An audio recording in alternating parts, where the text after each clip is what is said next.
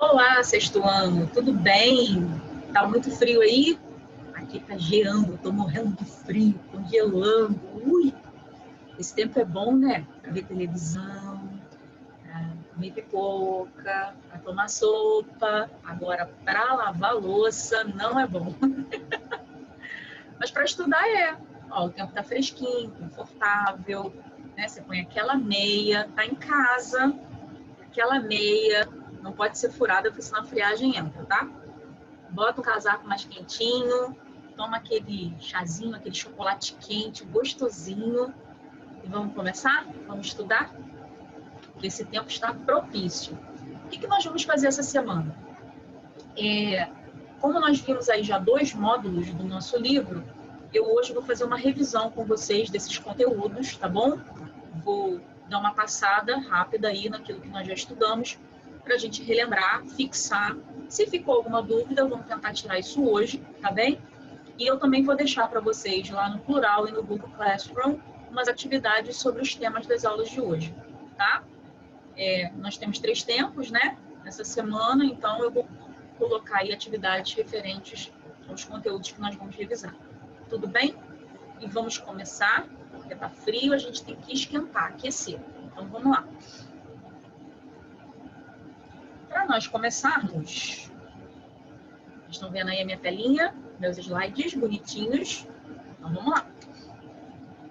A revisão é dos módulos 15 e 16, tá? No módulo 15, nós falamos sobre contos e também falamos sobre verbos irregulares.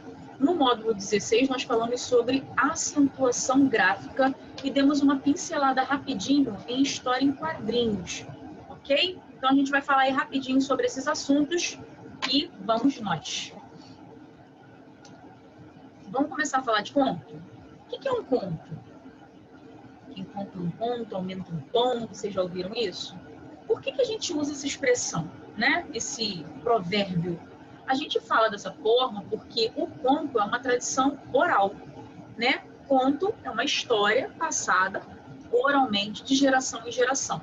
E aí, depois de um certo tempo, as pessoas começaram a transcrever, ou seja, elas ouviam as histórias, passavam para o papel. E aí hoje a gente tem textos, né? Nós temos livros de contos. Nós vamos passar aí por alguns para a gente conferir. Contos populares são narrativas baseadas em relatos orais, que eu acabei de falar para você, tradição, né, boca a boca, passadas boca a boca, de geração em geração, que muitas vezes são compiladas por escritores, estudiosos do folclore da região em que a história se origina. Com o tempo ou de acordo com quem os conta ou escreve, sofrem modificações. Então, se eu ouço uma história e conto essa mesma história para alguém, ou eu vou tirar alguma coisa, algum detalhe, ou eu vou acrescentar algum detalhe, tá? Isso é muito natural no processo de contação de histórias. Até quando a gente faz fofoca, a gente faz isso, tá? A gente pega a informação, passa de outro jeito do que a gente ouviu, tá? E aí a fofoca vai tomando uma proporção, ó, grandiosa. É assim com o conto, é assim com essas histórias. Elas vão tomando outra proporção, elas vão ganhando outra forma, de acordo com as pessoas que contam. Quando a história é transcrita, quando ela é passada para o papel, isso não acontece, porque a pessoa vai ler exatamente o que o autor colocou ali. Não é a minha avó contou que a tia da prima da minha irmã, entenderam? É assim que funciona. Então a gente transcreve para evitar essa coisa da mudança da história. Foi? Muito fácil, né? Você gosta de ler contos? Que tipo de conto você gosta? Você gosta de conto popular? Você gosta de conto maravilhoso, conto de fadas? Era uma vez, felizes para sempre, né? Você gosta de conto assim? Então, os contos, eles são diferentes, tá? Nós temos vários tipos de contos. Nós temos os contos populares, que são esses das tradições orais, e nós temos os contos maravilhosos, tá? Os contos maravilhosos contam as histórias de princesas, né? Os príncipes, o cavalo branco, blá, blá, blá, tá bom? Então, e os contos populares são aqueles que as pessoas criam, né? Sei lá, nem na cabeça, né? Aquela história mirabolante, a pessoa vai e começa a contar, tá? Ou ela vê uma pessoa muito caricata, né? Uma figura muito caricata e começa a contar sobre aquela pessoa, e isso vira um conto, vira uma história, tá? No interior, né, do nosso país, norte, nordeste, isso é muito comum.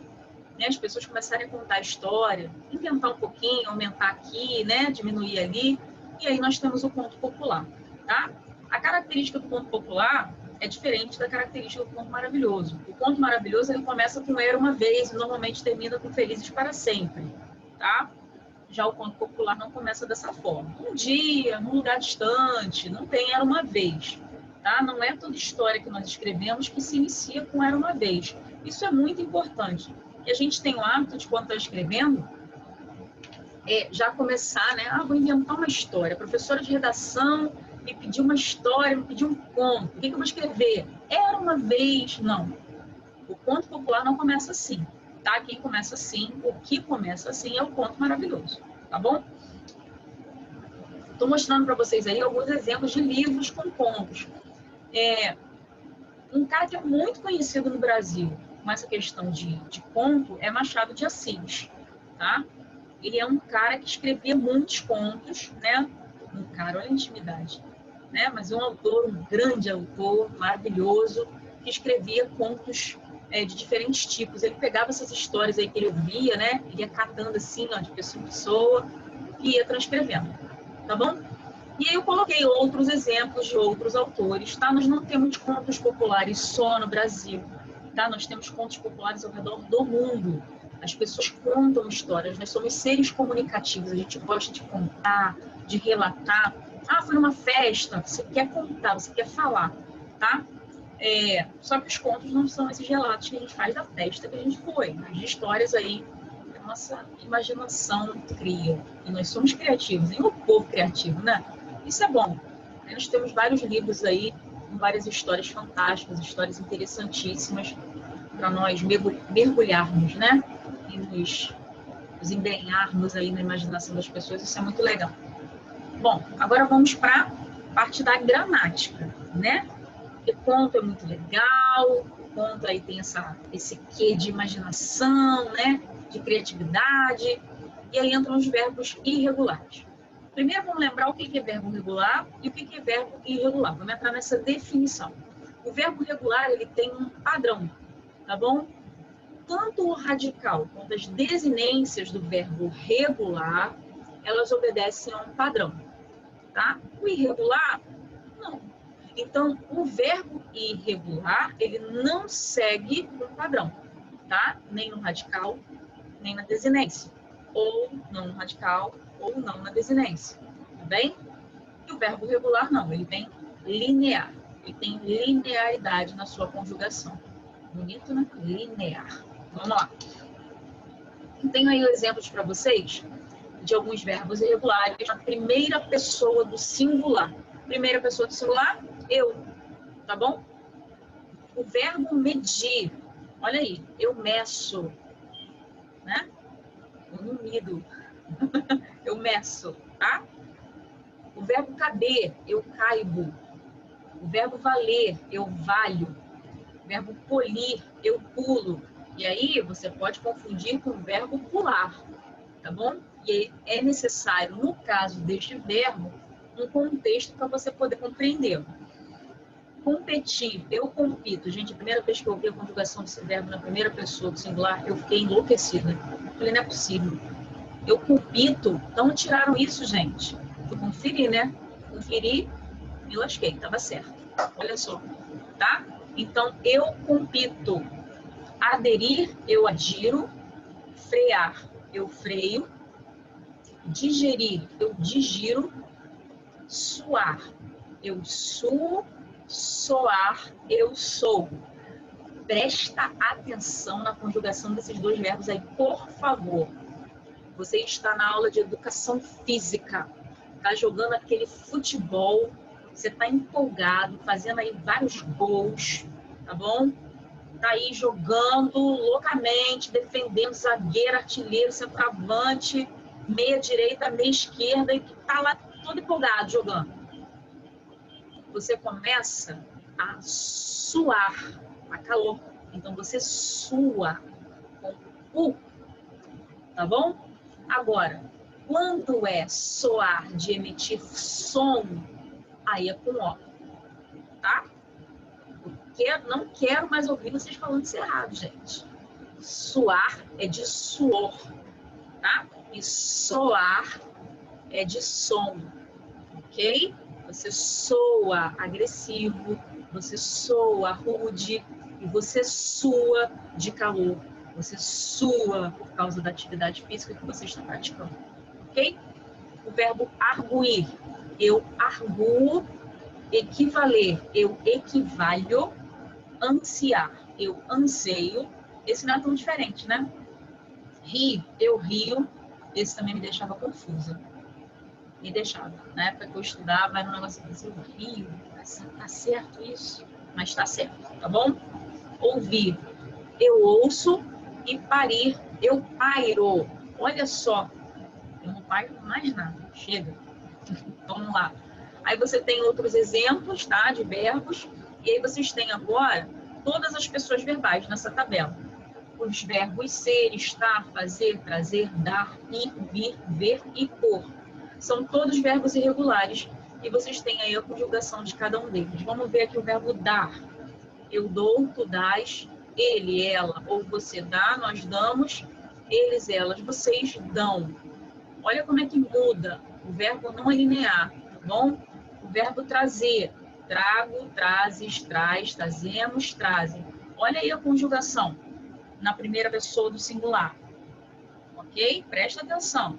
Lá no verbo ver, olha como é que fica diferente em todas as pessoas verbais. Olha como ele não segue um padrão, tá bom? No radical e nem na desinência. Viu como é fácil? É só memorizar. Só isso, tranquilo. Nada de dificuldade, muito fácil. O verbo pôr, ele leva acento circunflexo, tá vendo aí? Se ele estiver sem o acento circunflexo, ele não é verbo, ele vira preposição. E aí, nós vimos no módulo 16 a questão da acentuação gráfica, né? E falamos de acento diferencial. Nesse caso, se eu não uso o acento diferencial, eu estou mudando a classe da palavra, estou mudando o sentido da minha frase. E isso é muito complicado, tá bom? Então, esse papo de não usar acento, vamos jogar isso por terra, ok? A gente precisa usar acento porque existem palavras que dependem do acento para assumir o seu real sentido, tá? Eu posso colocar uma palavra sem acento e ela ganhar um sentido totalmente diferente e mudar a ideia daquilo que eu estou escrevendo ou falando. Falando é mais difícil porque a pronúncia fica igual no caso do verbo pôr, né? Então, não vai causar tanto dano, mas na escrita pode causar, ok? Agora vamos falar de acentuação gráfica, que eu acabei de dizer que é muito importante, né? E é muito importante. Enquanto nós estávamos estudando acentuação gráfica, nós relembramos alguns conteúdos que vocês estudaram desde a época da tieteteca, lá no CA, primeiro ano, né? CA é da minha época, gente, primeiro ano, tá? Primeiro ano, segundo ano, terceiro ano, quarto ano, quinto ano. Vocês estudaram isso com certeza nessas séries, tá? Ah, eu estudei lá no segundo ano, mas estudou, tem que lembrar. Lembra não? A gente vai lembrar agora. Vamos lá? Separação de sílabas. Todo mundo sabe o que é uma sílaba, né? Eu preciso ter uma vogal, a sílaba é uma parte da palavra, a gente separa as sílabas para ficar lá bonitinho. Quantas sílabas tem numa palavra, né? Dependendo do número de sílabas, eu vou classificar essa palavra de uma forma diferente. Se ela tiver uma sílaba só, ela é monossílaba. Se ela tiver duas sílabas, ela é dissílaba. 3 sílabas, trissílaba. E se ela tiver 4 ou mais sílabas, polissílaba. Ah, Alexandra, eu estou cansada de saber disso. Aprendi lá no segundo ano. Já sei, sabe? Lembra de tudo? Isso é ótimo. Mas se você não lembra, vamos prestar atenção para tirar a dúvida, tá bom? E se você lembra, presta atenção que de repente tem algum detalhe aí, ó, que escapou, tá bom? Bom, quando ela é monossílaba, ela tem uma única sílaba, tá? Eu vi com. Eu tem 2 letras. Com tem 3. Mas preste atenção que as 2 sílabas de... as 2 letras de eu, né? As 2 são vogais. E eu preciso, para ter uma sílaba, de pelo menos uma vogal. Nesse caso aqui, nós temos um encontro vocálico, que eu vou falar com vocês daqui a pouquinho. Vi, ó, 2 letrinhas, uma consoante, uma vogal, beleza. E com, eu tenho uma consoante, uma vogal e uma consoante. 3 letras, fechou, ok? 2 sílabas, a palavra é dissílaba, tá? E galera, se a gente não sabe separar as sílabas, isso gera um problema grave na hora de classificar a palavra pelo número de sílabas. Por quê? Eu posso acrescentar sílabas onde não existe, ou eu posso não colocar a sílaba que existe na palavra, tá? Então, isso é muito importante. Ah, isso é uma bobagem, gente. Separação de sílabas. Eu vejo muita gente separando sílabas de maneira errada, tá? A gente precisa prestar atenção nisso. Uma sílaba, ela precisa ter uma vogal. Se você separou as sílabas e uma dessas sílabas não tem uma vogal, tem alguma coisa errada. Pode ter certeza. Quer ver um exemplo? A palavra rapto. Na palavra rapto, a letra P, ela é muda. Ela, né, ela tá ali sozinha. Ela não acompanha nenhuma vogal. Ó, tá ali, ó, rapto. Ó, ela não exerce função de sílaba. Eu não falo rapito, eu falo rapto.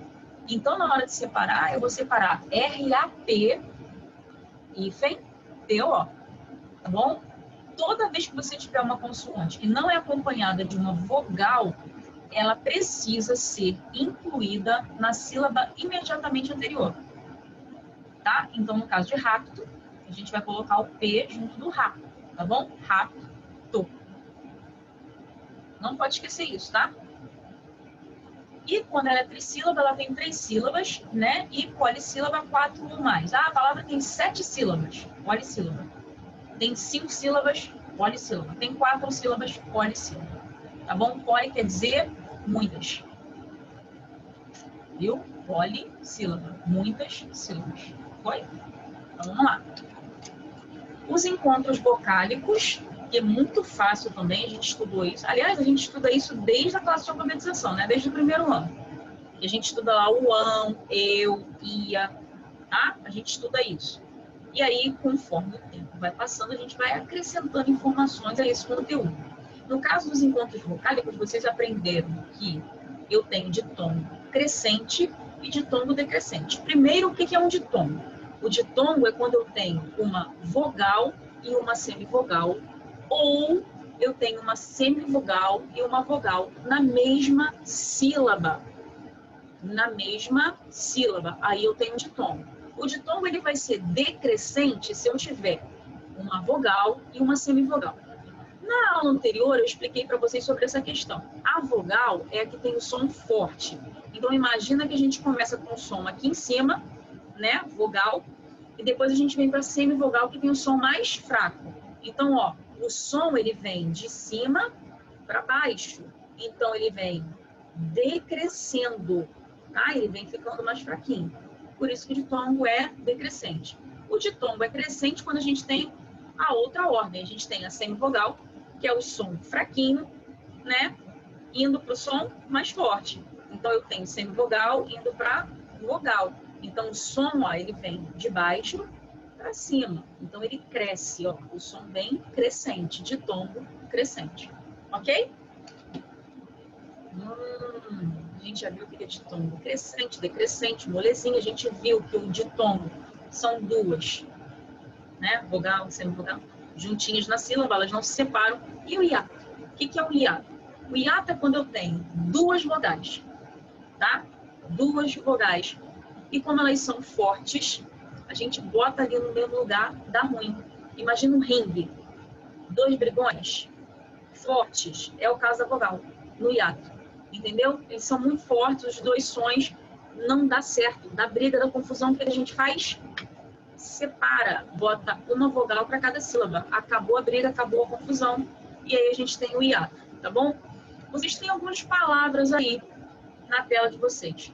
Eu quero que vocês separem as sílabas e me digam onde está o hiato de cada uma dessas palavras, tá bom? Vou dar aí 2 minutos. 2 minutinhos para vocês fazerem rapidinho.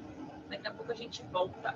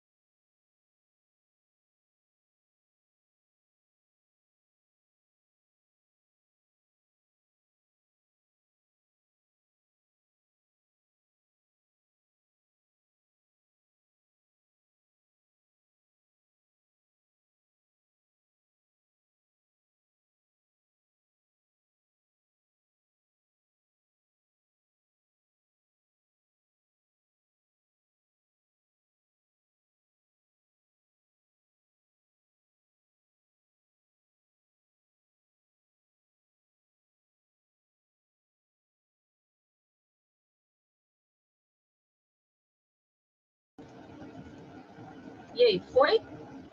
Facinho. Se você ainda não terminou, levou um pouquinho mais de tempo, não tem problema. Pausa o vídeo aí, agora. Isso. Pausou? Ainda não. Mas responde, tá? Pausa para você terminar, ok? Se você já terminou, vamos conferir como é que fica a separação de incluir. Onde que vai estar o meu hiato aqui nesse caso? E aí, galera, onde que vai estar? Ó, aqui, ó, incluir, tá? Então, hiato, ó, tá na letra U e na letra I, tá? Incluir. Aqui, ó, minha coordenação motora espetacular para vocês verem, ó, desenhado retinho, um espetáculo. Moeda, ó, moeda. Então, hiato, ó, tá aqui. Eu vou separar essas duas brigonas aqui, essas duas fortonas, ó, uma para cada lado, tá bom? Piolho, Deus me livre. Vamos lá. Piolho. Ó, a vogal O vai ficar sozinha na sílaba, tá? Saída, tem até um acento agudo aqui, ó, para dar aquela enfatizada no quão forte esse som é, tá? Sa e tá. Foi? Raul, nome próprio, separa. Raul. Navio, navio. Separei aqui esses dois caras também. Ventania. Gente, eu não estou separando aqui, mas é para vocês separarem, tá bom? Ventania, ventania. País. Valeu, fazendo errado. Aqui, ó. País. E aqui a gente apaga, não tem nada disso. Vamos lá. Vamos continuar. Alguma dúvida até agora? Não? Tá tudo tranquilinho? É fácil, né, pessoal? Tá, vamos continuar. Deixa eu pegar a caneta aqui. Isso. Vamos lá. Rainha. Rainha. Isso aí, vamos separar, tá? Melancia. Aqui, ó, vamos separar o I e o A. Roer. Pia. Olha, pia é uma palavra pequenininha e a gente tem hiato. Porque os dois sons são muito fortes, tá? Teatro, ó, e toalha. Toalha, ok? Esses aí são os nossos hiatos nessas palavras. Muito fácil, né? Muito tranquilo. Se você lembrar que quando você tem um som forte nas duas, né, as duas funcionam como vogais, você vai se separar e vai ficar tudo de boa, você vai descobrir que é um hiato, tá? Agora vamos para o tritongo. Deixa eu apagar essa bagunça que eu fiz aqui no quadro. Ó, no quadro, ó, na tela. Queria eu estar lá no quadro com vocês agora. Vamos lá, pessoal. O tritongo é um sanduíche, tá bom? Você tem uma semivogal, uma vogal no meio e outra semivogal, tá? É um sanduíche. E outra coisa importante, as três precisam produzir som. Ok? Se você tem aí alguma vogal, alguma semivogal, sem produzir som lá na palavra, esquece que não tem tritongo, tá bom? Nós temos aqui, ó, Paraguai, enxagou e aguei. Pode observar, eu tenho o som do U, do A e do I. Não interessa se o som é mais fraco ou mais forte, o som tá lá, tá? Agora, se não emite som, não tem como funcionar como tritongo, isso é importante. Beleza? Classificação dos encontros vocálicos, então, foi, né? Ditongo, que pode ser crescente ou decrescente, hiato e tritongo, tá? O hiato, aqueles caras fortes, né? Que a gente tem que separar. E tritongo, aquele sanduíche, semivogal, vogal e semivogal. Ok? Vamos para a sílaba tônica. A sílaba tônica é a sílaba forte, tá? Sílaba tônica é a sílaba forte. Sílaba átona é a sílaba fraca. A tônica, forte. Átona, fraca, tá? Vamos lá. Nós temos a classificação das palavras de acordo com a sílaba tônica. Oxítona, paroxítona e proparoxítona. Se ela for oxítona, isso indica que a sílaba tônica está na última sílaba. Se ela for paroxítona, está na penúltima sílaba. E se ela for proparoxítona, ela está na antepenúltima sílaba. uma coisa muito legal de nós lembrarmos na questão das proparoxítonas é que toda proparoxítona é acentuada. Ou seja, se eu tenho um acento posicionado na antepenúltima sílaba, tá bom? Tá tudo ok. A palavra é proparoxítona e a regra está sendo seguida direitinho. Agora, se o acento está lá na penúltima sílaba e estão classificando como proparoxítona, deu ruim. Se o acento está na última sílaba e estão classificando como proparoxítona, deu ruim de novo. Tá? E ruim mesmo, porque nem é ruim, né? É ruim. Preste atenção. Eu preciso lembrar que o acento precisa estar na antepenúltima sílaba, porque eu vou ter palavras oxítonas acentuadas e vou ter palavras paroxítonas acentuadas. Só que todas as proparoxítonas são acentuadas, o que não vai acontecer com as oxítonas e as paroxítonas. Por exemplo, Iguaçu é uma palavra oxítona, mas ela não leva acento. Cadeira é uma palavra paroxítona, mas ela não leva acento, tá bom? Agora, proparoxítona não. Todas elas levam acento. Elas precisam ser acentuadas. Em que posição? Isso aí, na penúltima sílaba, tá? E nós estudamos também as regras de acentuação, né? As palavras oxítonas terminadas em A, AS, ES, OOS, EN, I, ENT, elas são acentuadas, tá bom? Vocês têm algumas palavras como exemplo: sofá, jacaré, voz, alguém, parabéns. As paroxítonas terminadas em I, IS, N, uns, RX, ans, ãos, ditongo e PS, tá?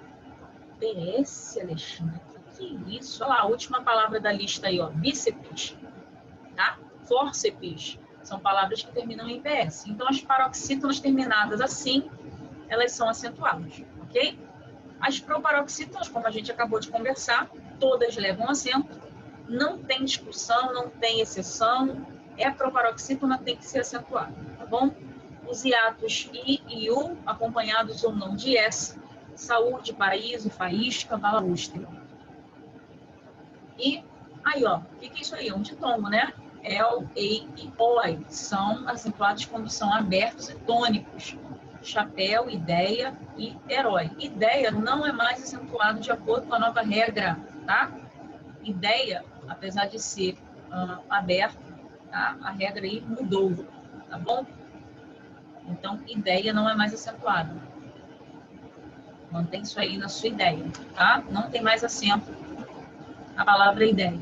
E o acento diferencial, que foi o que eu expliquei para vocês, tá? Que ele modifica o sentido da palavra, ok? O pôde e o pode, aqui nesse caso ele está mudando o tempo do verbo, tá? Pôde está no passado e o pode está no presente. O por e o por. O por com acento é verbo, o por sem acento é preposição. Tudo bem? Muito fácil, né? Esse conteúdo é tranquilinho, até porque é uma revisão de séries anteriores, não é nem revisão só do que nós vimos nas aulas dos módulos 15 e 16, mas de coisas que vocês já estudaram nas séries anteriores, tá bom? Bom, com essa aula, eu também estou colocando para vocês uma atividade, tá? Folhinha bonitinha, com atividades para vocês responderem sobre verbos irregulares, pontos e a acentuação gráfica, tá bom? Então, eu vou postar lá e depois eu vou fazer a correção junto com vocês, ok? Pessoal, organizem suas atividades. Nós temos um tempo de aula, nós temos 3 tempos de aula, uma vez por semana, tá? Então, português, a língua portuguesa é uma matéria que tem muito conteúdo, tá? Então, se a gente não se organizar, por exemplo, hoje é a aula de língua portuguesa, a professora postou os vídeos, o que eu vou fazer? Ela postou 2 vídeos, eu tenho atividade para fazer. Um vídeo é explicativo, assisto esse vídeo, né? Vejo a explicação da professora, depois eu vou fazer a atividade que a professora propôs, ok? Aí você faz. Quando você terminar de fazer, para verificar se você entendeu a matéria, se a explicação da professora foi realmente efetiva, né? Se fez você compreender aquilo que precisava ser compreendido, você faz a atividade. Isso é muito importante. Depois que você terminar a atividade, você vai assistir ao vídeo que a professora postou. Se você não se organizar para fazer isso, vai ficar complicado. Então, a minha aula com vocês é em qual dia da semana? Ah, é na segunda, é na terça, é na quarta. Não importa. É naquele dia que você precisa fazer atividade. Ah, tem muita atividade. Não tem. Tem a atividade referente à matéria, tá bom? Se você fizer no dia da aula, não fica embolado, não dá enrolação, é só fazer tudo direitinho. Precisa de um pouquinho de foco, tá? Largar o celular um pouco de lado e fazer aquilo que precisa ser feito. Terminou de fazer? Corrige. Tem o vídeo lá com a correção, você corrige e verifica. Poxa, entendi, não entendi, e aí fala comigo, tá? Pode me dar um feedback de ok também, gente, de positivo. Nossa, Alexandre, entendi a matéria, né? Você explicou, eu consegui entender. Ou se você não entendeu, manda para minha mensagem. Professora, não entendi, pode explicar de novo? Eu faço um outro vídeo para as próximas aulas, explicando aquilo que ficou aí cinza na sua cabeça. Não tem problema, tá bom? Então, um beijo, faça uma atividade proposta e a gente se vê na próxima aula, tá bom? Beijão!